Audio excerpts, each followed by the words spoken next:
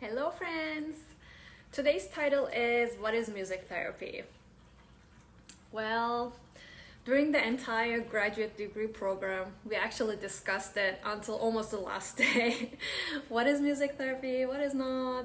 If we don't play music at all in a session, would it still be music therapy? If we only play music without verbal processing in a therapy session, would it still be music therapy? We had very interesting discussions, and if you're curious about the answer to these questions, the answer is yes for both. Of course, it depends on the context. So, in the previous video, I talked about music therapy being a therapy modality, right? To recap, the way I think about it is music is a tool to process therapeutic goals. And the goals can serve to overcome some problems, doesn't matter the severity, it can be like, physical, mental, emotional problems. Or the goals can serve as a support role to enhance well-being, right? The music therapy as a creative art therapy modality is an evidence-based practice. So what does evidence-based mean? Basically, some scientists, clinicians, academicians, they find grant money and they spend millions of dollars to conduct research studies.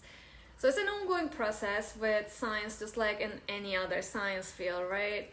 So these studies mean a lot because they take so much time, energy, and effort just for the purpose to contribute to the humanity, right? We are always moving forward.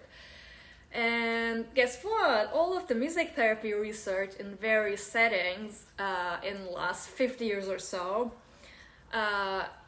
they well proved that music therapy have incredible health benefits regardless of age, population, or diagnosis. I actually would like to read the official definition of music therapy from AMTA website, which is American Music Therapy Association. So music therapy is the clinical and evidence-based use of music interventions to accomplish individualized goals within a therapeutic relationship by a credentialed professional who has completed an approved music therapy program. Music therapy interventions can address a variety of healthcare and educational goals, such as promote wellness, express feelings, manage stress, alleviate pain, enhance memory, improve communication, promote physical rehabilitation, and many more. So in music therapy, we have 4 methods that we use, and in between those 4 methods, sky's the limit for creativity in terms of music therapy interventions. The methods are receptive, recreation, improvisation, and composition. So let me give some examples for each. The receptive music therapy is basically listening to music just like the general understanding.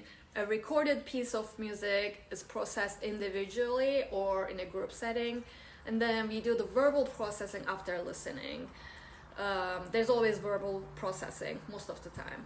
So did the song remind you of anything? Any feelings come up? Have you ever felt that way in the past? Would you like to share more?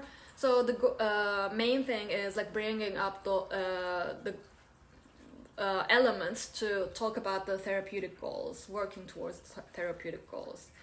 And the second one, recreation, is live played music. For example, when I sing a Beatles song, my voice is not similar to their voices. I'm just recreating the song with my own voice color and adding my own interpretation in the song.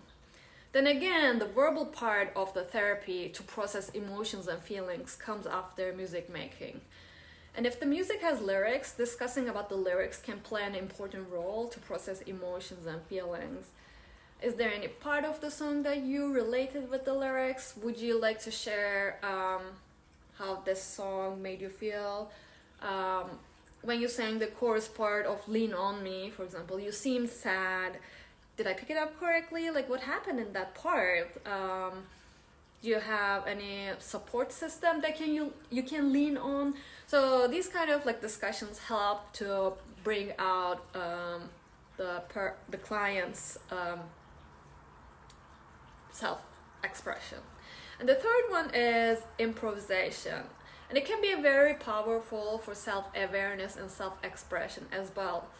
So the verbal questions can be anything from emotions, feelings, to questions like, oh, I noticed you played the same rhythm from the beginning to the end. Like, do you want to share about that?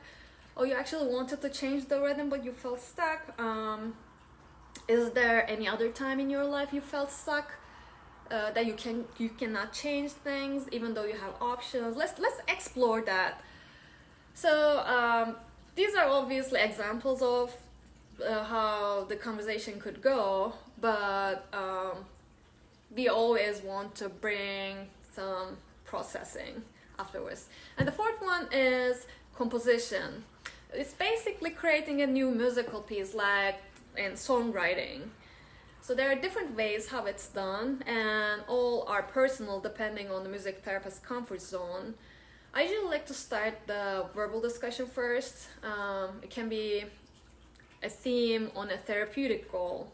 Then I turn those ideas into poem or lyrics with maybe rhyming words, and I give clients the options, but it's basically brainstorming together, like being creative with the client. And then I offer the musical options, like, do you like the song to be slow or fast? Which instruments do you think would sound good for the song's character? Do you like this chord progression? Let's try to sing it and play, and like, do you like it? If not, we can change some sections, we can do it again. So yeah, so these are some examples. So let's stop here for today. I hope you enjoyed today's talk. Thank you for listening, and stay healthy and sound until next time. Bye.